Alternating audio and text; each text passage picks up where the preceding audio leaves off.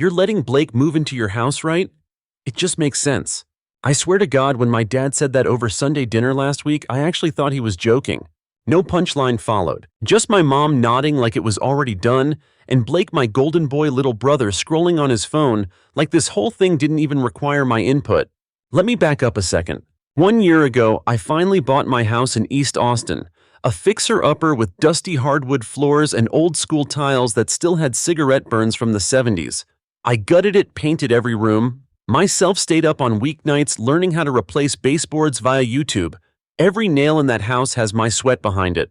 I didn't grow up with much. We were South Texas working class. My parents hustled nonstop, but let's be real. Most of their energy went into boosting Blake.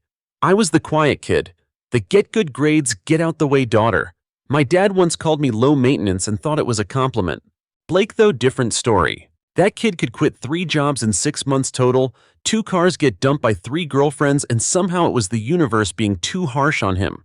I never expected them to thank me for anything, but I did expect basic damn respect. So no, hell no, I didn't expect them to just assign my house to Blake like it was some Airbnb I forgot to lock. Last week I walked into Sunday dinner a little late on purpose. I'd just come from a brutal pitch meeting where my team nearly lost a major design client, and I was still in my work blazer when I got to my parents' place. The kitchen smelled like arroz con pollo and guilt. Classic combo.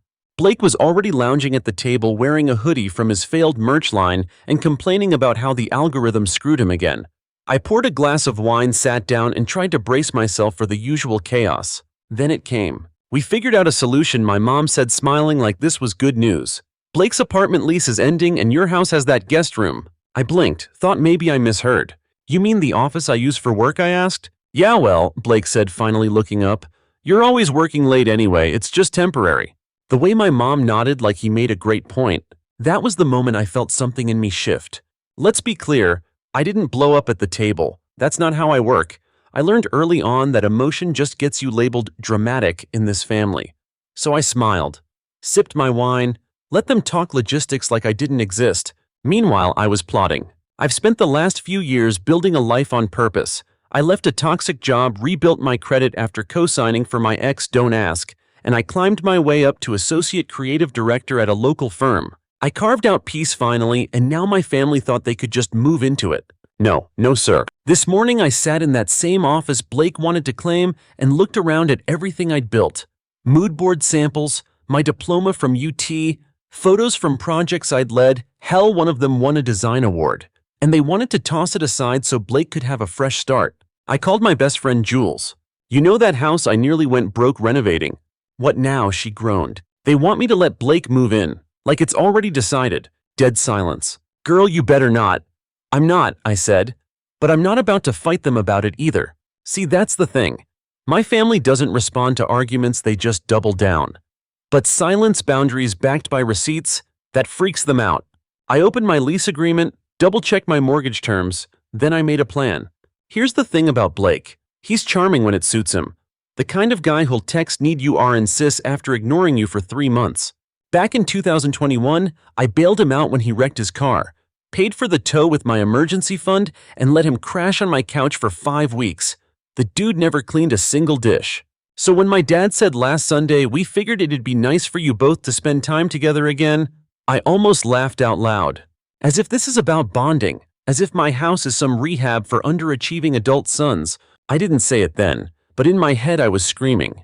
What they don't realize is, I'm not Olivia anymore. I don't just swallow it and move on. Not after therapy, not after everything I rebuilt on my own. They thought I'd nod and go along.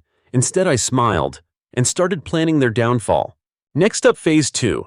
I wasn't just going to say no, I was going to make it impossible. Last Monday, I started digging through old file stuff most people don't even remember they signed. But I'm not most people. I had the full buyer agreement, HOA policies, city rental ordinances, everything. Even the damn clause about noise complaints. See, my house isn't just a house. It's in a quiet neighborhood where renters have to go through an approval process. Temporary occupants 2-week max unless you're listed as a resident. Guess who's not listed and never will be? I highlighted every section and stuck post-its like I was prepping for a lawsuit, because in a way I was, not with lawyers, but with them, my family. The people who treat boundaries like they're just optional. That night I couldn't sleep. I laid on my couch staring at the ceiling, remembering the first time they pulled something like this. I was 19, working 2 jobs while taking night classes. One day I came home and found my cousin and her 3 toddlers camped in my 1-bedroom apartment because she needed a break. No warning, just toys and diapers everywhere and me sleeping on the floor for a month. When I brought it up back then, my mom said family helps family, as if that was some magical excuse for disrespect. No more. By Tuesday, I'd reached out to my coworker Devin. He'd been dealing with some pipe issue in his own place and casually mentioned needing a short-term rental while it got fixed. "Hey," I texted. "Random question, you still need a place for a couple weeks?" "God, yes. My landlord is replacing all the plumbing. I might lose my mind." "Cool. Want a house sit for me while I'm away for work? It's rent-free. Just need someone responsible." "You serious?" he replied in all caps. Damn right I was. I met him for lunch and we made it official. I had him sign a short-term guest agreement that complied with the HOA rules and building access protocols. All legal, all above board. And most importantly, it meant no one could just waltz in and take over. By Wednesday, I was getting texts. First from my mom. "Blake found a cute desk on FB Marketplace. Can he put it in the guest room?" The way she phrased it like this was a done deal made my eye twitch. I replied, "Not sure what my schedule looks like yet. I'll get back to you." Then Blake chimed in with his usual overconfidence. "Hey, can I get the garage code? Gonna move some stuff early." I stared at that message for a good minute, just stunned. "Not yet. I'm reorganizing some things," I finally replied. No emoji, no explanation. And still they kept texting. "My dad Thursday morning. Let me know what size your trash bins are. I'll pick up extras for Blake." No questions, no asking, just assumptions. You know what's wild? None of them even asked if I was okay with him moving in. Not one person. It wasn't about me. It never had been. It was about what they thought they deserved: access to my home, my energy, my time, like it was a group project and I was just the quiet kid who always picked up the slack. Thursday night, I sat on my porch with Jules and told her everything. She brought wine, I brought receipts. "Girl," she muttered halfway through my story, "this is like entitlement Olympics." "They don't even realize they're competing," I said. "They just think they've already won." She looked me dead in the eye. "You're not gonna let them win, right?" "Not a chance." That night I sent a quick heads-up email to the HOA confirming that Devin would be staying as a temporary guest. Attached the signed agreement. Added a note about unauthorized access and visitor restrictions, just in case. Friday morning I took it a step further. I updated my security system, bought a new smart lock with temporary codes, set up a front door cam with motion alerts. Not because I was paranoid, because I was prepared.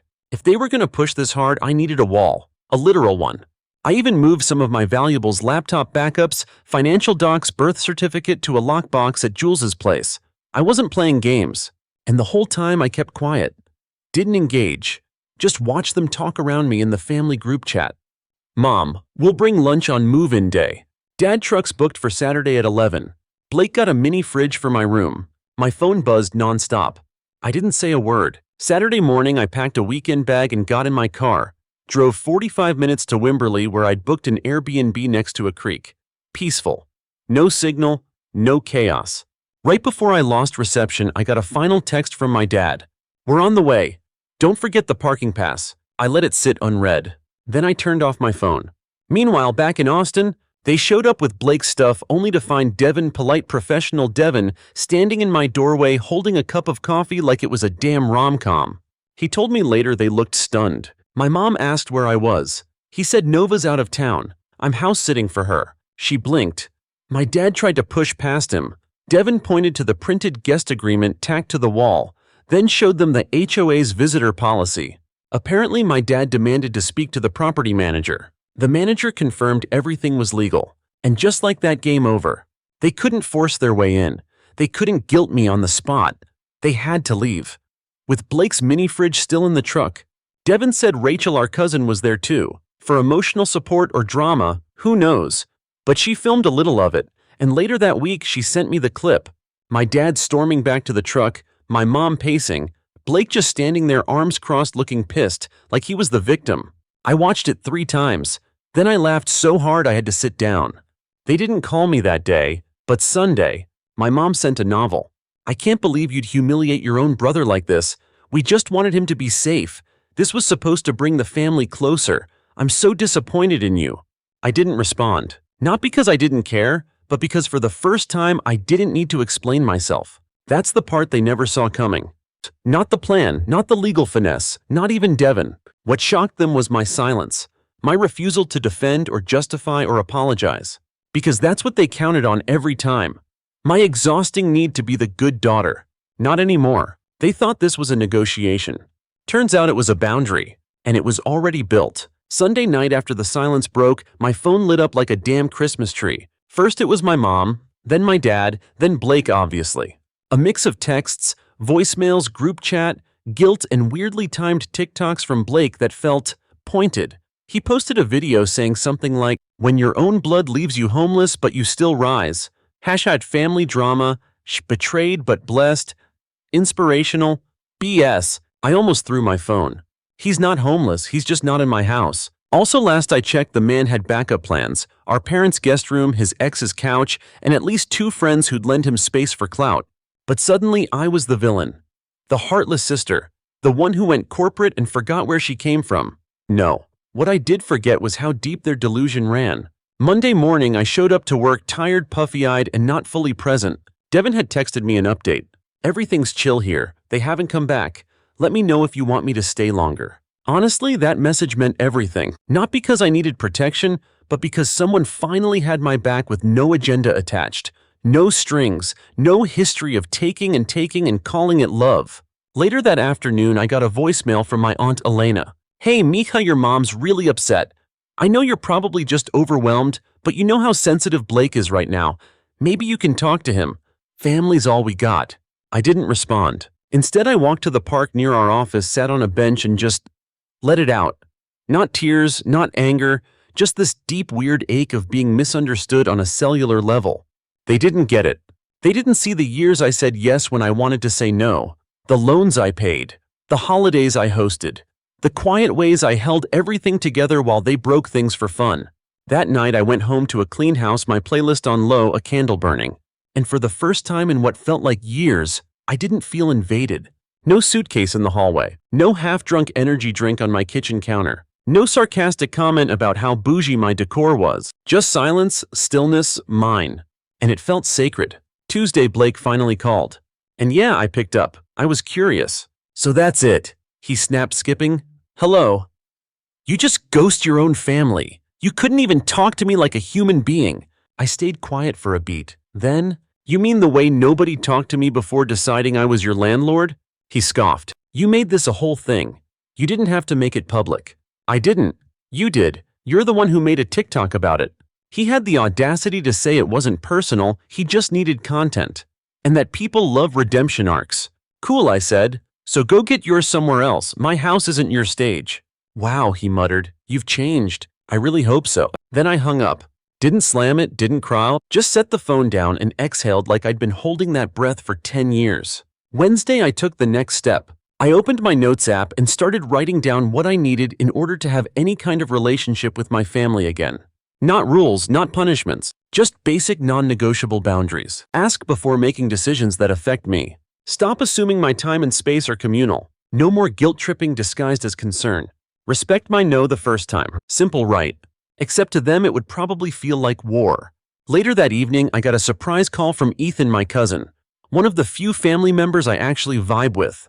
"So, the group chat is chaos," I figured. "You're not wrong, by the way. Just so you know. Everyone's acting like you nuked Thanksgiving, but honestly, it's overdue." He told me my mom had called him crying, that my dad was strategizing, that Blake had been dramatic AF but was now laying low at their place. "They didn't expect this from you," Ethan said. "Yeah, well, neither did I." He paused. "Proud of you, though. We talked for another hour. It helped a lot. Because here's the thing. People don't get setting boundaries with family doesn't feel powerful. It feels like grief, like you're mourning the version of them that only existed in your head. The version that might finally respect you if you just kept proving yourself. I was done proving. Thursday afternoon, my mom sent a long email. I opened it, read every line. Some of it was performative. "We just miss the old Nova." Some of it manipulative. "Do you really want Blake to think he doesn't matter?" And one line that almost broke me. "We thought you were happy to help. You always said yes before." Yeah, that was the problem. I always said yes because I didn't know I could say no without losing everything. Now I do. So I didn't reply. But I did forward the email to my therapist with the subject line. Guess who still doesn't get it? Friday I walked through my house barefoot. Devin had finished his stay. I changed the locks back, watered my plants, refilled my coffee jar. Everything was exactly where I left it. No drama, no invasion, no Blake. And yeah, there was guilt. That kind of lingering low-grade ache that tells you you've broken a family rule even if the rule was bullshit. But there was also peace. And damn, it felt good. I ended the night journaling something I hadn't done in years. Wrote about the girl I used to be. The one who hosted holidays alone, bought her own birthday cake, and laughed it off when her accomplishments got a polite nod at dinner. Then I wrote about the woman I am now. She has a mortgage, a career, a spine. She doesn't need to prove she's good by how much she endures. She just is. And if that version of me costs me people who only loved me for what I gave, then let them go. Saturday morning hit different. Not because anything major happened, but because nothing did. No texts, no calls, no drama. Just coffee, morning light, and my Spotify Discover playlist actually slapping for once. I stood at my kitchen counter barefoot, sipping from my Not Today Satan mug and looking around like, so this is what peace feels like. It didn't roar. It didn't even hum. It just sat with me. Around noon, Jules came over with groceries and gossip. Your brother's live again, she said, unloading oat milk like it was tea. He's got a whole forgiveness series now. You're kidding. Wish I was. Episode 1 is literally called When Family Forgets Who You Are.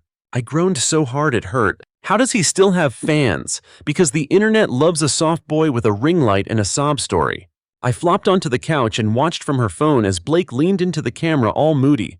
Sometimes the people you'd take a bullet for are the ones holding the gun, but we forgive. Because that's what real men do. I nearly choked on my LaCroix. Did he seriously just quote a Pinterest meme and call it growth? Yup, and the comments are eating it up. For a second I wondered if I should respond. Not publicly, just a text, a voice memo, something. But then I thought about why I felt that pull. It wasn't justice. It was guilt. The reflex. That stupid knee-jerk need to defend my side even when I owed no explanation. So I shut my phone off and helped Jules make tacos instead. No counterattack, no clapback, just cilantro and quiet power. Sunday afternoon I met up with Ethan again. We grabbed coffee at this indie spot downtown and sat by the window people watching. You look lighter, he said. I feel real, like I'm finally living in my own body. He nodded slowly. Then, you think things will ever go back to normal? I stirred my drink thinking, no, but I think I'm okay with that. Normal wasn't good, it was just familiar. That hit harder than expected. Because truthfully, I used to crave normal, that moment where everything was fine again. Family dinners, inside jokes, group texts that didn't feel like minefields. But what I really missed was the illusion that I was loved without condition, that I could exist without earning it. Now that the veil was off, I didn't want it back. Monday, my mom tried a new angle. She showed up at my office, no warning, no appointment, just marched in holding a Tupperware of arroz con leche and a smile like nothing was broken. Surprise, she chirped, walking past reception. I stood up stunned. Mom, you can't just, I was nearby. Thought I'd bring lunch. You look skinny. WTF. We sat in the break room because I didn't want to cause a scene in my own workspace.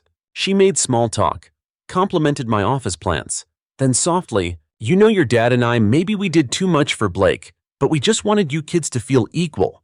Maybe we messed up. I blinked. Was that accountability? A glimmer of it. But then she added, he's not doing well, Nova, and I worry that this distance is hurting you both. Isn't family worth fighting for? And there it was. The twist, the guilt hook. I looked her in the eyes. Family is worth fighting for, but not when I'm the only one bleeding. She blinked, didn't respond. I pushed the Tupperware back across the table. I love you, Mom, but I'm not available for manipulation anymore, even the sweet kind. That night, I finally did something I'd avoided for years. I wrote a letter, not to send, just to say everything I never got to say. Dear Blake, I don't hate you. I never did. I hate that our family made me your safety net without asking me first. I hate that when you messed up, they wrapped you in softness, and when I excelled, they handed me more work. I resented that, and I resented you for not seeing it, but I get it now. We were both playing roles they handed us. You the baby, me the strong one. They kept you soft so they could keep me hard. And I'm tired of being the tough one. I want softness too, but I'm not going to bleed for it anymore. So no, you can't have my house, But maybe someday you can have my forgiveness. Not today, but maybe. I folded it up, put it in my journal, felt lighter. Tuesday. I finally went to therapy after skipping a few sessions. Dr. Ellis gave me that look. You know the one. You look like you finally put the fire out. I think I just stopped trying to be the water. We talked about the guilt, the grief, the complicated math of boundaries when love is tangled with control. She said something that stuck with me. Sometimes keeping the peace means declaring war on your own self-worth. You've chosen differently. That's not cruelty. That's correction. I nodded, let that sink in. Correction. God, yes. This wasn't vengeance, this was realignment. Wednesday evening, Blake texted one last time. I get it, you needed to make a point, you made it. So can we move on now? No apology, no reflection, just negotiation. I didn't reply, but I opened my notes app, added one more line under my boundary list. Don't entertain people who only reach out to reset their comfort, not your peace. Then I put my phone down and went to water my plants. That night, I sat on my porch watching the sunset behind the skyline. The breeze was soft. My neighborhood was quiet. I could hear a dog bark 3 houses over, and it didn't annoy me, it grounded me. This was mine, this peace. It wasn't gifted, it was claimed. And even if my family never fully got it, even if the texts slowed but never stopped, even if Thanksgiving was awkward forever, I had myself now, and I liked her. A lot. It's been 4 weeks. 4 weeks since the blow-up. 4 weeks since I drew the line they thought I'd never dare trace, let alone enforce. No one's tried to come by uninvited since. That alone feels wild. My phone still buzzes from time to time, mostly passive-aggressive texts from my mom or my aunt checking in just to see how I'm holding up, which is code for, have you come to your senses yet? Spoiler, I haven't, and I'm not planning to. Blake's moved on kind of. He got a short-term lease across town with some musician friends. They call it a collab house, but it's basically a crash pad with better lighting. He's still posting vague emotional TikToks, still monetizing our family drama, still pretending he's some kind of phoenix rising from my boundaries. Whatever, that's between him and the algorithm. Me, I've been replanting. Literally and metaphorically. My office is alive again. I moved my desk to face the window, got a new rug, tossed Blake's old beanbag he left years ago, burned some sage just for the vibe, rearranged the shelves so they're mine again. Every little shift felt like saying you're safe now, no one's barging in. Devin stopped by last week and saw it. Place looks brighter, he said. It feels brighter, I replied. He offered to buy me lunch as a thank you for letting him stay during his plumbing disaster. I accepted. We didn't talk about my family, just tacos, work stuff, dumb memes. It felt normal, in a way I didn't realize I missed.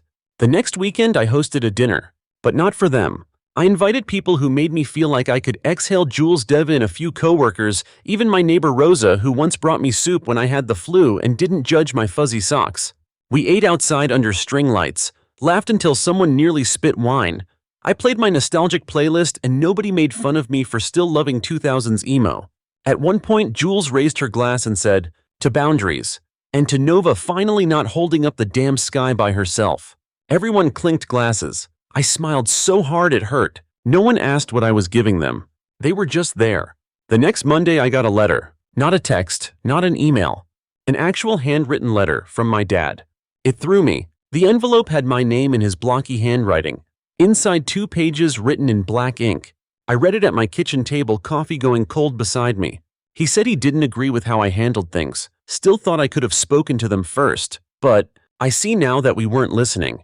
You've been carrying things alone for too long. That ends with us. No excuses, just that. And at the very bottom scribbled fast. I miss you. When you're ready, I'd like to talk. No expectations. Just me and you. I didn't cry, but my chest ached in that weird warm way you get when someone almost gets it. It wasn't everything, but it was something. I took a walk that night. Just me and the fall air and the soft sounds of my neighborhood settling into itself. And for the first time, I let myself remember the good things. Movie nights with Blake before everything got complicated. My mom brushing my hair when I was sick in high school. My dad showing up to career day in his stained mechanic uniform and still somehow giving the best talk. It wasn't all bad, it never is. But for years, I let the good memories convince me I owed them more access than they earned. That's what this story is really about. Not revenge, not punishment, but access. Who gets to be close to you? Who you let into your space? Who you let stay? The day after I got the letter, I called my dad. It rang 5 times before he picked up. "Hey," I said. "Hey," he replied real quiet. Long pause. Then, "Thanks for the letter. Thanks for reading it." Another pause. "Still mad?" he asked. "Still healing," I said. "But I'm not done with you." He chuckled. It was soft but real. "That's fair?" We didn't solve everything in that call. Barely scratched the surface, really. But it wasn't about solving. It was about showing up. Without a moving truck. Without expectations. Just him, just me, just enough. That weekend I wrote Blake a note. No TikTok clapbacks, no public takedown. Just a message in our old sibling group chat. "You hurt me. Not just with what you did, but how easy it was for you to do it. I'm not ready to talk yet, but I hope someday we can. Not as the golden child and the strong one. Just brother and sister." He heart reacted it. Didn't reply. And honestly, that was enough. 2 days later, my mom texted asking if I wanted to come over for Sunday dinner. I stared at the screen for a full minute, not because I didn't want to go, but because I needed to answer from this version of me, not the one who always defaulted to yes.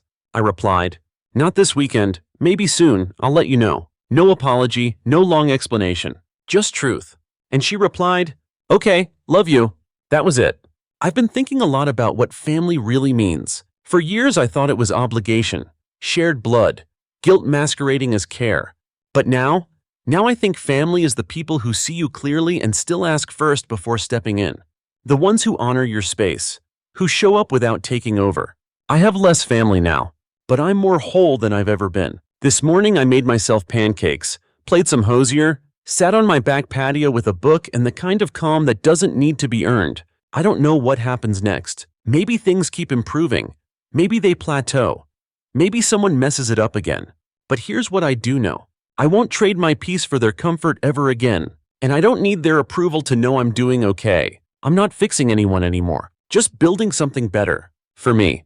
This past Sunday, I walked into my kitchen and realized something strange. There was no tension in the air. No dread in my chest. No internal debate about whether I was going to dinner at my parents'. No imaginary arguments rehearsed in the mirror. Just quiet. Just me. And a bowl of peaches I bought for no reason except they looked nice in the sunlight. That used to feel selfish, doing something just for joy. Now it feels like survival. Scratch that, not survival. Living. A year ago, if you'd told me I'd go no contact with my family for weeks, I would have laughed in your face. Me, I host Thanksgiving with color-coded lists. I keep this family from imploding. But that was the lie. I didn't keep us together. I just absorbed all the cracks so no one else had to feel them. Blake messed up, I cleaned it up. Mom forgot my birthday again. I sent her flowers anyway. Dad made a decision about my life without asking. I found a way to make it work. And every time I let it slide, I chipped off another piece of myself. Until there were only sharp edges left. So this ending isn't really about revenge. It's not even about the house. It's about what I finally refused to do. Let someone else script my story because they're too afraid to read their own. I burned the old script. Now I'm writing something else. 2 weeks ago, Blake texted again. "Mom says you might be coming by soon. If you do, I'll be around." It didn't feel like pressure. It didn't feel like manipulation. It just was. Neutral, like he finally got the memo. I didn't respond right away. Took 2 days. Then I wrote, "I'll let you know when I'm ready. And when I come back, it won't be to fix anything, just a visit." He sent a thumbs up. No emojis. No guilt trip. Progress. This past Friday, I met Rachel for coffee. Not my cousin, not some side character in the drama, but Rachel from HR, the one who helped me rewrite my job description last year when I was too burned out to fight for myself. She slid a little gift bag across the table and said, "Saw this and thought of you." Inside a tiny gold keychain, one word engraved. Boundaried. I laughed. That's not a word. It is now. We toasted with oat lattes. That keychain's on my car keys now. Every time I pick them up, I remember I don't owe anyone access just because they share my blood or because I used to hand them the keys to everything. Now I decide who gets in. This morning I got another email from my mom. Short, respectful. "We're hosting dinner next weekend. If you'd like to join, we'd love to have you. No pressure either way. Just miss you. No manipulation. No assumption. Just an open door." And here's the truth. I might go. Not because they've fully changed. Not because I've forgotten what happened. But because I'm no longer scared of losing their approval or losing myself in trying to win it. I'd go because I chose to. And that changes everything. If you're still reading this and wondering what the point of it all was here, it is. You are allowed to disappoint people who expect too much from you. You're allowed to say no. To say, that doesn't work for me. To not show up just because they told you you should. You don't owe access to people who only knock when they want something. You don't owe space to people who only see you as space. And you're not a bad daughter, sister, friend, human for wanting a life that feels like yours. This wasn't easy, none of it was. I still feel that ache sometimes, the one that whispers, maybe you should have just let him stay. Maybe it would have kept the peace. But now I know better. That kind of peace, it's just silence wrapped in a guilt blanket. The real kind. It smells like your own damn pillow. It sounds like your own playlist. It looks like your own name on the mailbox and no one else rearranging your furniture. It feels like saying no, not this time, and meaning it. Last night I hosted again. Just a small gathering. Nothing fancy, a few people I trust, some jazz on the speaker, pasta I actually didn't burn. Midway through dinner, Jules raised her glass again.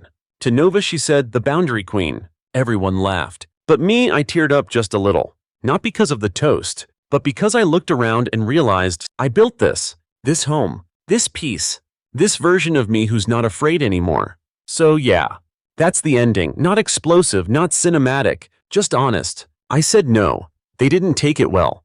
I held the line. They learned, I healed. Some of them stayed, some of them didn't. And I'm still here. Stronger, softer, whole. And if you're out there still thinking, maybe it's not that bad, maybe I'm overreacting, maybe I should just suck it up one more time, let me say it plain. You're not overreacting. You're just finally reacting. And that's where everything begins. Not revenge, not drama, just freedom. And for once, that's enough. Story 2. They gave her a retail empire. Me, they gave me 4 walls and a broken lock. That's how it started. My name's Lucas. I'm 29 now, running a tech logistics firm that just hit 7 figures. But back then, I was just the second child. The spare, the silent one. My family, the Carsons, owned half the commercial real estate in the city. Shopping plazas, outlet centers, food courts. They had built an empire off foot traffic and tenant leases. My dad, Peter Carson, was the king of consumer square footage. My mom, Irene, managed the numbers. And my sister, Chelsea was the crown jewel, the golden child, the prodigy, the future. And me, I was the extra chair at the business table, the placeholder. That changed 3 years ago, but not the way you might think. It was a Tuesday. I still remember the smell of the boardroom cologne, printer, ink, and tension. My dad stood at the head of the table holding 2 envelopes, one thick, one slim. Chelsea practically skipped forward. He handed her the thick one. Inside, a controlling stake in 4 profitable malls. My jaw didn't drop. I already knew. It was always going to her. Then he turned to me, held out the slim envelope and said, "And this one's for you, Lucas." I opened it. One folded sheet, a deed, to a standalone store, in a dying neighborhood. No signage, no tenants, no functioning HVAC. A single empty building. "Consider it your proving ground," Dad said, like he'd just knighted me with a rusted fork. "Let's see what you're really made of." Chelsea snorted. "Hope you know how to sell dreams and dust, little bro." Mom didn't say anything, just smiled like they'd handed me a winning lottery ticket. I said nothing, but inside, I was humiliated and a little angry. They thought they'd handed me a punishment. They didn't realize they'd handed me a blank slate. That night, I drove out to the location. I parked across the street. The building looked like it had been forgotten by time. Cracked glass, graffiti on the side wall. The old marquee just said, "A Mart." Even pigeons didn't hang around long. I walked the perimeter, keys in hand, alone under the streetlight. And as I stood there, I didn't see failure. I saw potential. Here's what they didn't understand. The mall model was dying. People didn't want to stroll food courts anymore. They wanted fast, direct, digital, and businesses. They needed space. Flexible, affordable, efficient. So I built that. The inside of the store was a mess, sure, but it had bones. Big space, high ceilings, truck access, and best of all, no one was watching. I converted it into a micro-fulfillment center. Local e-com brands started using it to store and ship their products. Small startups, subscription boxes, event merch. I offered same-day city delivery. Within 6 months, I had 6 contracts and a skeleton crew. Within a year, I had tripled the building's value. Chelsea's malls. Not so lucky. It started small. Stores closing, foot traffic dropping, lease renewals shrinking. People blamed the economy. Chelsea blamed the tenants. Dad blamed the internet. I just kept building. One day I got a call from Dad. "Lucas," he said, trying to sound casual, You free to swing by the office? The same office that once made me feel invisible. I said I'd think about it. Then I went. Because I already knew what was coming. He was waiting in the conference room. Chelsea was there too, tapping her pen against her iced latte like it owed her something. Mom sat silently dressed like a neutral witness. Let's talk about your fulfillment model, Dad began. I nodded. You mean the one you told me was a cute experiment? He didn't flinch. It's scalable. Chelsea interrupted. Let's cut to it. You're sitting on a logistics pipeline we need. So here's the pitch. You folded under Carson commercial. We'll offer equity. We keep it in the family. She smiled like she'd just done me a favor. I smiled back. So I give you my business. And what do I get? A bigger office. My name on a PowerPoint. Dad leaned forward. You get security, infrastructure, legacy. I looked at them, three people who'd dismissed me when I had nothing. Now that I had something, they wanted to absorb it. I stood, adjusted my jacket. No deal. You're being short-sighted, Mom warned. No, I said calmly. You gave me a dead space. I turned it into a blueprint for the future. You underestimated me once. I won't let you do it again. Chelsea narrowed her eyes. You think you can outpace a legacy brand? I paused at the door. Legacy doesn't mean anything when the lights are off and the stores are empty. Then I left. But I knew that was just the opening move, because the game was about to begin. A week after I walked out of my father's office, the sabotage started. First, my building inspection mysteriously failed on a detail that hadn't been flagged before. Then the permits for my second warehouse hit sudden delays, missing forms, new zoning reviews, unusual wait times. I checked the city portal. Everything was there. But someone had made a call. I wasn't stupid. I'd seen how my parents moved when they wanted control. Quiet leverage, legal gray areas, friends in regulatory places. They thought they were teaching me a lesson. But I was already 5 steps ahead. When they gave me that one broken store, they gave me freedom. No oversight, no family board, no silent partners expecting dinner updates. So I used that. I called in favors, pushed my angel investors to go all in on the next phase, tripled my warehouse tech capacity, signed an exclusive contract with one of the top subscription food brands. They needed same-day delivery in the metro area. I built them a pipeline no mall could match. Then came Chelsea. She called at midnight. I didn't answer. She texted, "We're not enemies, Lucas. Stop acting like it." The next morning, one of my key clients called to say they'd been approached by a representative from Carson Commercial offering a discount to switch logistics partners. Subtle, cheap, desperate. But I didn't get mad. I got sharper. See, while they played legacy politics, I played data. I tracked delivery windows, mapped consumer behavior, built dynamic fulfillment algorithms that cut delivery costs by 23%.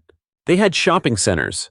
I had infrastructure. They were stuck in the 90s. I was already in next quarter. A few weeks later, Dad invited me to dinner.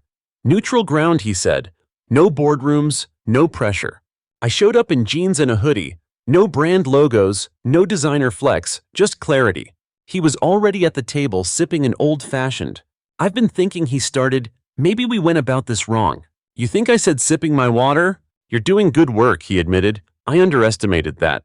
I waited. I knew a pivot when I saw one. We've got a situation, he continued. Tenant loss, property devaluation. The retail side is thinning. Translation, we're bleeding money and need a transfusion. You want me to plug your leak? I said flatly. I want us to work together. I looked him in the eye. You want ownership of the one thing you didn't build. He sighed. Why are you being like this? I set my glass down. Do you remember what Chelsea said when you gave me that store? Hope you know how to sell dreams and dust? She was joking. No, I said. She meant it. You all did. He didn't deny it. This isn't revenge, Dad. It's recognition of how little I needed you and how much you need me now. He sat back, didn't speak, just nodded. That's when I realized something. He didn't just want me back in the family business. He wanted to control the narrative. It was around that time the headlines started rolling in. Carson Commercial Malls face rapid decline as tenants flee, dated model, Gen Z shopping habits. Kill the mall again. Emerging player. Lucas Carson reshapes urban logistics in the digital era. The last one, that was about me. My name finally mine. Not as someone's son, not as someone's backup plan. Just Lucas. Founder. CEO. Disruptor. Of course they weren't done. Mom showed up at my office next. Uninvited. She stood in the reception area looking like she belonged in a courtroom drama. Perfect coat, pearls, calculated calm. My assistant buzzed me. She says it's urgent. I stepped into the hall. Lucas, she said, smiling like nothing had happened. Can we talk? About what property sabotage, legal interference, or just how proud you suddenly are? Her smile dropped. Your father's not well, she said. I raised an eyebrow. He's tired. The stress is mounting. Chelsea's having a hard time. We're trying to keep everything afloat. You mean the empire you all mocked me from? She stiffened. We made mistakes. I folded my arms. You gave her the world. You gave me a broom closet, and now that I turned it into something you want back in. It's not like that. No, I said. Then what is it like? She didn't answer. Just looked at me with something I'd never seen in her face before. Fear. By the next quarter, we had opened 2 more locations. I called them Anchor 1 and Anchor 2, a little jab at the retail term for anchor tenants. We were no longer renting buildings. We were building them. State-of-the-art micro-hubs, temperature-controlled, fully automated, less square footage, more function. While they fought to fill food courts, I was fielding buyout offers. Chelsea called again. I answered this time. You win, she said flatly. Is that what you wanted? No, I said. I wanted a chance. You all laughed when I asked for one, so I stopped asking. She was quiet for a second. Then Dad's thinking of liquidating. I didn't say anything. Do you even care? She asked. I paused. I care that it took losing everything for you to see me. Click. She hung up. A week later, a familiar name popped into my inbox. Subject acquisition offer. It was from a shell corporation. But I recognized the legal firm. My parents were trying to buy me out. Through a back door. I laughed, loud. They wanted what they couldn't own with love. So they tried to buy it with leverage. I always thought the day Carson Commercial collapsed would come with fireworks. A headline, a scandal, some dramatic courtroom moment. But it didn't. It came with silence. Phone lines going dead, tenants walking away, lawyers not calling back. I didn't celebrate, I didn't even smile. Because when you've spent your entire life being invisible, being seen isn't a victory.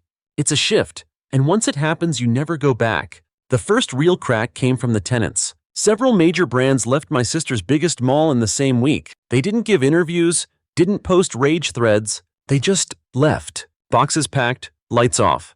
And in their place, for lease signs, Chelsea posted a PR spin about strategic downsizing. I posted a job listing for 10 new warehouse associates. Let people connect the dots. Next came the banks. Turns out Dad had taken out multiple lines of credit against underperforming properties thinking the downturn was temporary. Spoiler, it wasn't. They tried to refinance. No one bit. Why would they? The industry was evolving, and they were still clinging to escalators and skylights. I got a call from a man named Howard Quinn, big-time investor. The kind of guy who used to wine and dine my father at rooftop parties. Lucas, he said, you ever consider going public? I paused. I'm listening. That one call kicked off a month-long sprint. Due diligence, audit trails, lawyers, financials, IP protections. And when the numbers were done, my company was valued higher than Carson Commercial at its peak. I sat with that information alone in my office, looked at the wall. The original deed, the one they handed me as a joke. I had it framed, and under it I wrote in black marker, "Good luck selling air." Their words, my fuel. The final collapse came faster than I expected. A national business outlet ran the story. Legacy mall giant. Carson Commercial files for structured dissolution amid mounting debt. There was a quote from Dad. We underestimated the speed of change. My son didn't. I reread that line 3 times. It wasn't an apology, but it was something. That week I got a knock on my door. Not my office, my apartment. I opened it to see my sister. Chelsea, hair pulled back. No makeup, not a designer piece in sight. Just her, smaller than I remembered. Can I come in? She asked. I let her. She didn't sit. I don't expect forgiveness, she said, but I had to say it. I waited. You did what none of us could. You saw the shift before it happened. Built something real. We were too busy playing Empire to notice the storm coming. She looked at me, really looked. We mocked you, we dismissed you, and now we need you. There it was. The truth.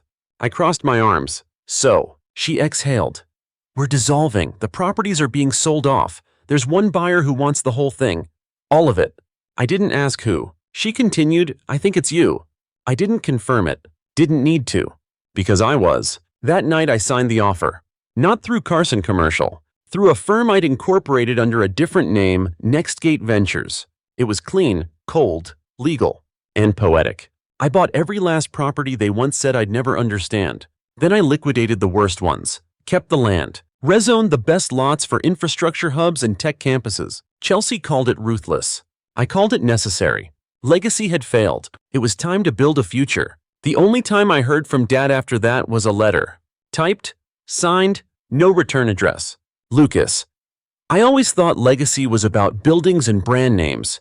You proved me wrong. Maybe that's what a legacy actually is. Someone who can evolve when you can't. Peter. I folded it, put it in a drawer, didn't frame it. Because I didn't need it. I had proof in everything around me. My company, now called Anchor, was expanding into 6 new cities. We were building a network, one that didn't rely on nostalgia or the way things used to be. Chelsea went quiet after the sale. Last I heard, she took a consulting gig in Miami. Mom stopped trying to fix things after she realized I didn't want fixing, I wanted distance. But the building, the first one they gave me, still stands. Now it's the R&D center for our tech. I kept the old marquee sign, blank, a reminder that sometimes nothing is exactly what you need to build everything. It's been a year, 12 months since I bought the properties they thought would outlive me. 9 months since Carson Commercial ceased to exist as anything more than a footnote. 6 months since my dad officially retired from public life. And about 3 weeks since my mom last tried to call. I didn't answer, not because I was angry, but because I wasn't. And that, more than anything, is how I knew I'd won. The new Anchor HQ is finally finished. Glass, steel, solar. Minimalist and future-focused. It stands exactly where my father's flagship mall used to be. The one with the bronze lion out front. The fountains, the echoing foot traffic that used to be his pride and proof. Now, that ground doesn't sell designer handbags. It sends shipments to over 40,000 zip codes. Progress. People ask if I feel bad, if I feel like I dismantled my family's legacy for the sake of a business model. And I get it. From the outside, it probably looks harsh. I didn't just walk away. I turned around, bought the road, rerouted the map. But here's the truth. They ended their legacy the moment they defined me by what I wasn't. The son who didn't look like a CEO. The son who might be creative but not business-minded. The son who didn't belong in the family photos at ribbon cuttings. What I dismantled wasn't family. It was delusion. Chelsea and I haven't spoken since the sale closed. I heard she consulted on a pop-up retail campaign for a cosmetics brand. She's good at that. Public image. Surface-level strategy. She belongs where perception matters more than product. I don't wish her harm. I just no longer need her validation. We both know who won. And my dad. He's retired now. Lives in a small town near a golf course. Quiet life. Fewer headlines. Fewer calls. He hasn't reached out since the letter. Sometimes I wonder if he watches the news and sees my face. If he feels pride or just the sting of being replaced by the very thing he laughed at. I hope it's a bit of both. Because I'm not angry anymore. But I'm not sorry either.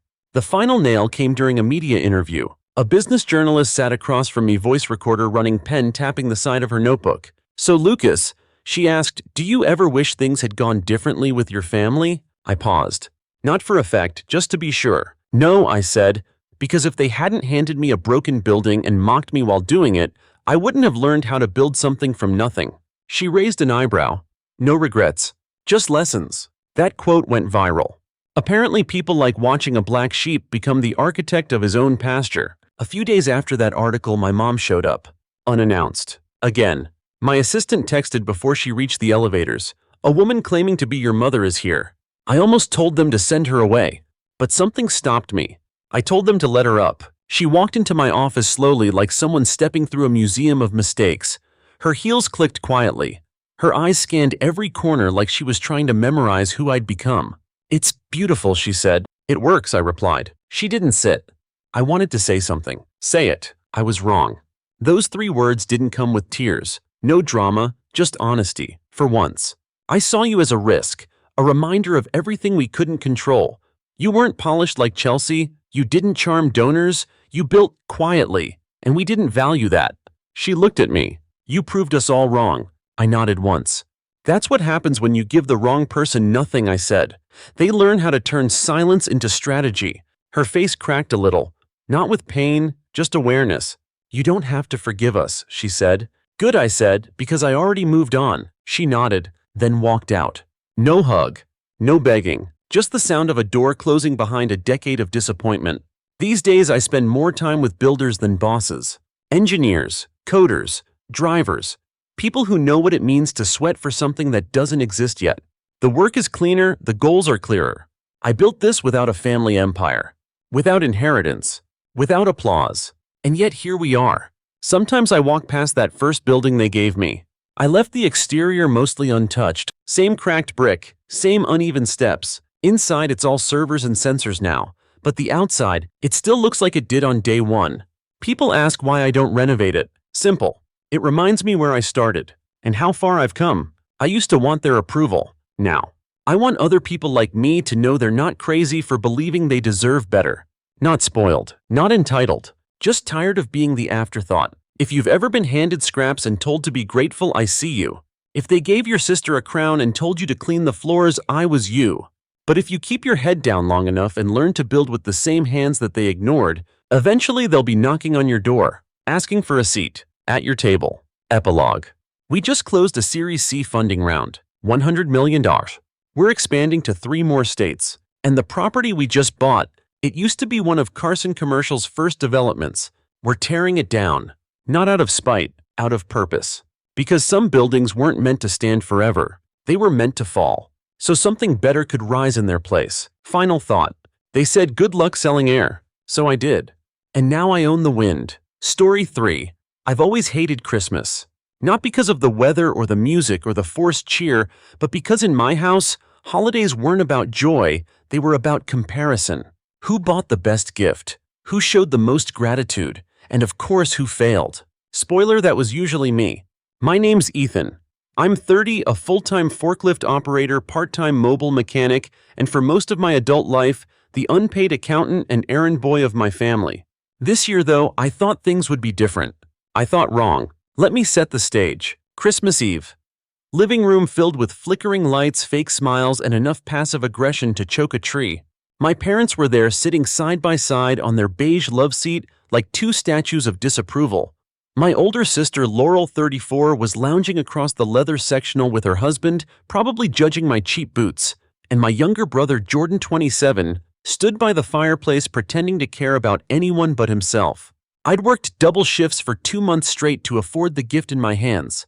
It wasn't just a present, it was a peace offering, a thank you, a last-ditch attempt to finally feel like I belonged. 5 nights at a luxury resort in Maui. Ocean view, spa credit, flights included. I found a deal through a client and paid in full. The envelope had a gold wax seal and everything. I handed it to my mom, heart thudding like it knew what was coming. She opened it slowly, her manicured nails slipping the certificate out. She read it, then blinked, then laughed. It wasn't a happy laugh. "This is a joke, right?" she said, holding the envelope like it smelled bad. My dad leaned over her shoulder. His face didn't even twitch. "I figured we could all go," I mumbled. "Relax, spend time together." My sister snorted. "Since when do you have Hawaii money?" "Since I skipped lunch for 6 weeks," I said, trying to smile. That's when my mother stood up, walked over to the trash can, and dropped the envelope in. "Next time, just get us socks," she said. "At least those are useful." Then she added, quiet but sharp, "You're nothing, Ethan. Even your gifts are worthless." No one said a word.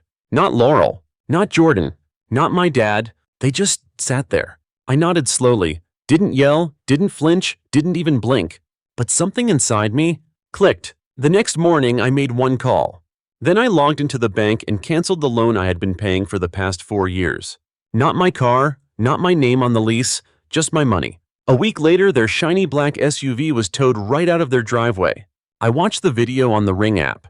Best Christmas movie I'd ever seen. The fallout came fast. Monday morning, I got a text from Mom. "The car is gone. You need to fix this, now." No greeting, no punctuation, just entitlement. 10 minutes later. "Your father has heart appointments. How could you do this to us?" Right.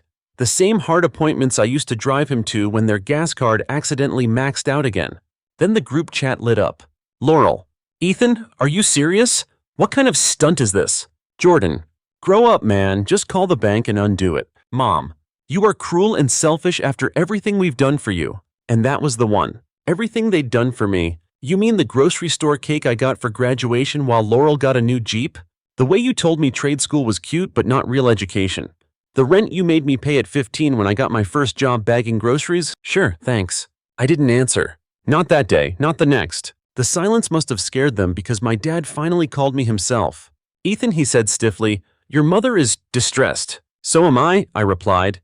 Distressed that I spent years covering your bills while you mocked my career. He sighed. We thought you understood.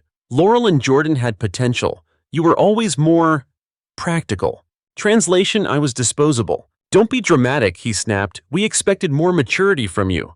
I paused. I expected more humanity from you. Then I hung up. And it felt good. But I knew my family. They don't lose quietly, especially not when the loser son stops playing the fool. 3 days later, I checked my account. Gone. Over $1,800 pulled from my emergency savings. I checked the transaction. Medical bill in my mom's name. They still had access to one of my old cards from when I helped them during Dad's surgery last year. They didn't ask, didn't warn me, just took it. Like they always had, like they always would, if I let them. But this time, I didn't. I called the bank, filed a fraud claim. Money was back by sunset. Then I nuked every link they had. New passwords, new cards, new number, and then I did something I'd planned for years but never had the guts to do. I opened a dusty folder from the back of my filing cabinet. Inside, the mortgage papers. The ones they begged me to sign when they were drowning in debt. The ones that made their house my legal property. They hadn't paid a dime in years. I had. Every month. Quietly. Out of guilt. Out of fear. Out of the hope they'd someday love me the way they loved the real kids. But now I was done. I listed the house for sale that night. No warning, no message, just action. When I listed the house for sale, I thought I'd feel guilt. Instead, I felt clean, like a dusty switch had finally flipped and I could breathe again. For years, I kept quiet, paid the bills, smiled through their digs, told myself this is just what family does. But what they did was bleed me dry and call it love. And now they were going to learn what it feels like to lose something they assumed was always there. I expected a meltdown. A barrage of angry calls, maybe a tearful voicemail or two. But at first, silence. Like they were regrouping, strategizing, plotting their next manipulation. Which of course they were. Because 3 days after the listing went live, I got the notification. $2,500 charged to my old emergency card. Again. I hadn't just been robbed, I'd been targeted. Again. This time for hospital fees. I called the provider. They confirmed it wasn't an emergency. Just a routine checkup for Mom. Not life-threatening, just expensive. She'd given them my card like she was ordering room service. And it wasn't the first time. I pulled the bank history. 8 transactions, over 6 months. Grocery deliveries, Uber rides, a massage. A massage. I canceled everything. Locked the card, called the bank, disputed every charge. Then I pulled out the paperwork again. That house. I wasn't just paying the mortgage, I was also on the deed. Sole owner. They hadn't made a payment since 2019. That $400,000 home in a trendy part of town? Mine. And they'd been living in it like it was theirs. Trashing me while spending my money. So I signed the sale documents. Real estate agent was thrilled. Market was hot. We had offers in hours. That same night, Jordan texted me. Dude, did you really sell the house? No greeting, no check-in, just panic. Then Laurel followed. This is insane. What's wrong with you? Then Dad. We need to talk, like adults. Sure, let's talk like adults.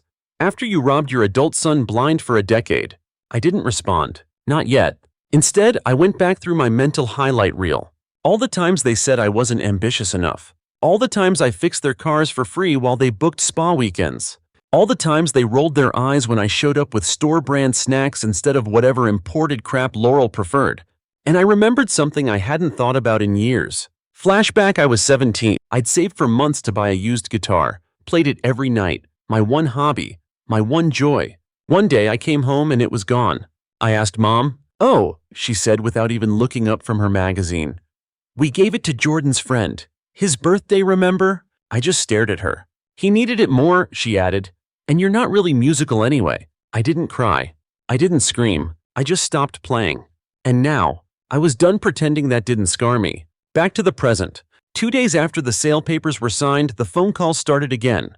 This time, my dad showed up in person. I was at work, tired, greasy, elbow deep in a busted transmission. I looked up and saw him standing there, arms crossed, trying to look calm. Can we talk? He asked. I stood, wiped my hands, and leaned against the lift. About what? The house? The sale? Your mother's beside herself. So was I when she threw my Christmas gift in the trash. He exhaled. That was unnecessary. She said I was nothing, I added. In front of everyone. You didn't say a word. He didn't deny it. Didn't apologize. Just tried to pivot. We've been under a lot of pressure. You mean I've been under pressure, I corrected, while you all enjoyed the benefits. He narrowed his eyes. We never asked you to do any of that. That was it. That was the lie I'd waited years to hear spoken out loud. You expected it, I said. Every time you hinted, every time you guilted, every time you said you're the responsible one. He stayed silent, then softer. So what now? You're just going to kick us out? I shrugged. You can talk to your landlord. We raised you. No, I said. You used me, and I let you. That's on me, but not anymore. Then I turned around and walked back to work. That night I blocked every number, changed my email, shut the final door, and it felt terrifying, but also freeing. Update 2 weeks later. The house sold. The check hit my account. They got the eviction notice the next day. My phone exploded. Voicemails, emails, Facebook messages from cousins I hadn't spoken to in years. They're heartbroken. You didn't have to go this far. They're still your family. Yeah, then maybe they should have acted like it. I ignored every message, except one from my aunt, my mom's younger sister. She sent me 4 words. Proud of you, kid. I didn't realize how much I needed to hear that. Flashback age 22. Dad's truck needed new brakes. He was too busy to take it in. So I offered. Spent all Saturday replacing the rotors, cleaned it, tuned it. When he picked it up, he nodded once and said, good. Laurel needed the money this month, and handed the check I expected to her. That was the day I stopped expecting thanks and started working toward independence, quietly, without anyone noticing. Until now. The eviction notice hit harder than I expected. Not for me, for them. Laurel posted a blurry photo of her wine glass on Instagram with the caption, when life kicks you out of your childhood home, # family, first # some people just don't get it. Jordan shared a meme the next day that read, don't bite the hand that feeds you, even if it's holding garbage. I didn't respond, didn't comment, didn't need to. The comments section did it for me. Wait, didn't Ethan buy them that Hawaii trip they threw out LMAO? Maybe say thanks next time? Why are y'all still living off your brother at your big ages? Watching them try to spin the narrative and fail was almost poetic. But the real meltdown, that happened behind closed doors. Day of the eviction. The real estate agent sent me a photo. My old childhood home. Driveway empty, curtains pulled, a for sale sign tilted slightly in the wind. The new owners were scheduled to move in next week. Meanwhile, my parents were scrambling. They had 30 days to leave, and no plan, because for once their safety net wasn't going to catch them. Laurel and Jordan each had plenty of space. Laurel even had a guest house. But neither volunteered, because here's the truth. Rich kids never say out loud. They don't want to parent their parents. That was always my job. And now that it wasn't, they were stuck. 3 days later, Dad called me from a different number. I picked up. Not out of guilt, out of curiosity. Ethan, he said, his voice tired. We need to talk. About? We don't have anywhere to go. I waited. He didn't offer an apology. Didn't acknowledge what they did. Just jumped to the part where I fix things. As always. You could have planned ahead, I said. He sighed. Your mother's not well. This stress isn't helping. I bit my tongue. Because if I said what I wanted to, that her stress didn't excuse years of emotional abuse, I might actually scream. Instead, I asked calmly, did you ask Laurel or Jordan? They have their own lives, he said quickly. We can't just move in. And I don't. Silence. Then a whisper of something I never thought I'd hear. I didn't realize how much you did for us. I let that sit. So now that you realize it, I said, what are you going to do? More silence. Then, I don't know. I hung up. Because that wasn't my problem anymore. Flashback, age 19. Jordan needed money for college textbooks. I had just started my first real job, minimum wage overnight shifts. I gave him $200. Didn't ask for it back. Didn't even tell anyone. A week later, my mom told me I needed to pay rent or find somewhere else to sleep. I didn't argue. I paid. While Jordan got dinner delivered to his dorm and posted dorm selfies captioned, work hard, party harder. Back then, I told myself I was doing what a good brother does. Now, I realize I was training them to treat me like an ATM. 2 weeks after the eviction notice, the sale closed. My parents had officially lost the house. I watched the transfer go through on my banking app. And for the first time in years, I had a savings balance that didn't make my stomach hurt. $82,000. That's what was left after paying off the final mortgage balance and agent fees. More money than I'd ever seen in one place, and none of it was theirs. They called again that night. Blocked number. I didn't answer. They showed up at my work the next day, Both of them. Mom in her sunglasses, Dad in his stiff polo like he was headed to a golf game instead of confronting the son they'd driven away. "We just want to talk," Mom said, voice trembling. "You did enough talking at Christmas," I said. "We didn't mean it," she rushed. "It was the stress, Ethan. The holidays. You caught us on a bad day. Your bad day lasted 30 years. Dad stepped forward. "We're not asking for money, just a place to stay. Just until we find something." "Laurel has a guest house," I said flatly. "She said it's full." "Jordan. He's traveling for work." I nodded slowly. "So you're saying the two kids you bent over backwards for paid for college cars? Everything won't even give you a couch." They didn't answer. Didn't have to. Their faces said it all. For decades they played favorites. And now, their favorites had disappeared. Flashback, age 25. Laurel got laid off. She cried to Mom over the phone. Next thing I knew, Mom was asking me to cover her rent just for a few months. Laurel got a new job a month later. Never paid me back. Never even said thanks. When I brought it up, Mom said, "Don't make things uncomfortable, it was family." Now, family was quiet, and I was comfortable. 1 week left. I got a final message from Jordan. "You made your point. Happy now they're getting kicked out tomorrow." He didn't even pretend to care about them. Just wanted me to undo the damage before he had to do anything uncomfortable. I didn't reply. Instead, I sat on my new couch, in my new apartment, with my first brand new TV, and watched a movie I picked for myself. No guilt, no chores. No one asking, "Can you cover this?" Just silence and peace. Update the move out. They left. Took what they could fit in their cars.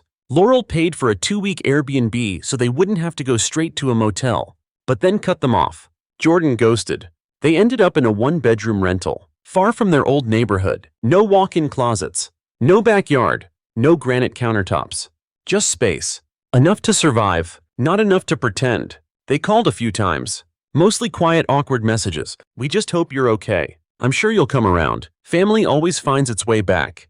But I didn't want to find my way back, because I'd finally found myself, and I liked who I was without them. 6 months passed. No calls, no emails, no guilt. And for the first time in my adult life, I didn't wake up dreading my phone. No "can you spot me" texts. No emergency bill just came in voicemails. No surprise withdrawals from accounts I forgot I'd ever shared. Just quiet. I filled the space with things I actually cared about. Cooking, playing music again. Weekend drives with no destination. I bought myself a used motorcycle, something I dreamed about when I was 19 but couldn't afford because I was paying off Jordan's laptop for college. I even adopted a rescue dog, small, nervous, but stubborn. We had a lot in common. Her name's Pepper. She follows me everywhere. And unlike my family, she's never once asked me for rent. One night I sat on the couch, Pepper curled beside me, scrolling through job listings, not because I needed a new one, but because I could finally think about possibility instead of survival. That's when my phone buzzed. Unknown number. Normally I ignore those, but something told me to check. It was a message. Just one line. "Hey, I know you probably don't want to hear from me, but I'm sorry." It was from Laurel, my golden child sister, the one who once told me I'd never understand pressure because I wasn't ambitious enough. The same sister who got a Jeep at graduation while I got told to clean up after dinner. I stared at the message for a while. Not angry, not surprised, just curious. She followed up an hour later. "I've been thinking about what you said, about what we did. And you were right. Then, I wasn't the one holding this family together. You were." I didn't know what to feel. Part of me wanted to reply, to dig into it, to ask why it took eviction exposure and public humiliation to finally reach this level of honesty. But mostly, I felt done. Like whatever weight I used to carry, the need for them to finally get it, wasn't mine anymore. The next day, Jordan texted too. They moved into a senior apartment complex, subsidized. "Dad's truck broke down last week. They're selling furniture." Then, not asking for money, just figured you'd want to know. I didn't. But I appreciated that he didn't follow it with a request. That was new. That was growth. Maybe not for them, but for me, it was everything. Flashback. Age 26. Mom asked if I could loan her $500 for a surprise for Dad. I sent it. A week later, I saw the surprise, a new iPad. At dinner, she joked, "Don't worry, Ethan bought it. He's basically our little bank." Everyone laughed, except me. I just swallowed my pride. Now, I was done swallowing anything I didn't order myself. Back to now. I didn't answer Laurel's apology. Not out of spite, but because I didn't need it anymore. Sometimes silence isn't passive. Sometimes it's the loudest boundary you can set. And mine was solid. Built on years of sacrifice, cemented by betrayal, reinforced with the truth that I had been enough all along, even when they said I wasn't. Final message from Mom. 2 weeks later, I got an email from an address I didn't recognize. Subject line: if you ever read this. The body was long. Longer than anything she'd ever written me, even in birthday cards. Those were usually signed with Mom and a grocery list reminder. I won't quote the whole thing, but here's what stuck. We didn't realize what we were doing. You always seemed strong, capable, like you didn't need the same things your siblings did. Maybe we just convinced ourselves that your silence meant you were okay. We didn't treat you fairly, and by the time we understood that it was too late. Then the line that made my hands shake a little. I thought love meant raising the kids with the most potential, but it should have meant protecting the one who gave the most. I read it twice, then again. Not because I was looking for sincerity, but because part of me still had that scarred teenage boy inside, clutching his first paycheck, hoping it would be enough to earn love. But now, that boy had grown up, and he didn't need their approval to feel whole anymore. The epilogue they never expected. A year after the eviction, I took my first real vacation. Not a rushed 3-day weekend. Not a family obligation disguised as rest. A real one. I booked a solo trip to Japan because I'd always wanted to go, and because for the first time ever I could. While walking through Kyoto, watching lanterns float along the river, I thought about what I would have done if I hadn't drawn that line. If I'd just paid the bills again, fixed the truck, covered the rent, I'd be broke. Still invisible. Still swallowing my pain so they could be comfortable. Instead, I was here, on my own, whole. Final thought. People say blood is thicker than water, but you know what else is thick? Debt. Resentment. Decades of being told you're only valuable when you're useful. So here's what I learned. Love without respect is just control, and family without reciprocity is just obligation with a fancier name. They may still tell people I turned my back on them. Maybe I did, but I turned toward myself in the process. And for the first time in my life, that was enough. Reddit Q&A. YouTube comments. Recap. In typical story closing fashion for dramatic confessional arcs. Would you ever forgive them? I don't hold a grudge, but I hold my boundaries. That's the difference. Did they ever try to pay you back? Not once, not $1. But that's okay. I've moved on from keeping receipts. I've already cashed in my piece. What would you tell someone else in your shoes? You are not selfish for cutting off people who only love you when you're useful. You are not cruel for choosing yourself. And if you're waiting for a sign, this is it.